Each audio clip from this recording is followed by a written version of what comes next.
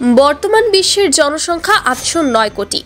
2025 সালের 1 জানুয়ারিতে বিশ্বের জনসংখ্যা 809 কোটিতে পৌঁছেছে বলে জানিয়েছে যুক্তরাষ্ট্রের আদমশুমারি ব্যুরো। তারা জানিয়েছে গত বছর বিশ্বের সবচেয়ে জনবহুল দেশ ছিল ভারত। সেখানে জনসংখ্যা 141 কোটি। এর পরের অবস্থানে রয়েছে ভারতের প্রতিবেশী দেশ চীন। 2023 সালের তুলনায় 2024 সালে বিশ্বজুড়ে জন্মহার ছিল কম। ইউএস সেন্সার ব্যুরোর তথ্য অনুযায়ী 2023 সালের 1 জানুয়ারি থেকে 31 ডিসেম্বর পর্যন্ত বিশ্বে জন্মেছিল 7,50,00,000-এরও বেশি শিশু।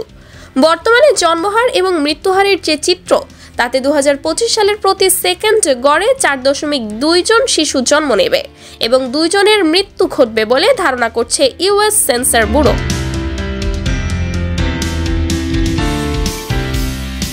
বিবৃতিতে সে তথ্য উল্লেখ করা হয়েছে, তবে এই গড় হিসাবে তারতম্য হতে পারে, কারণ জনসংখ্যা বিষয়ক বিভিন্ন বৈশ্বিক জরিপ বলছে বছরের 12 মাসের প্রতিটিতে বৈশ্বিক জন্মহার ও মৃত্যুহারের চিত্র বদলে যায়।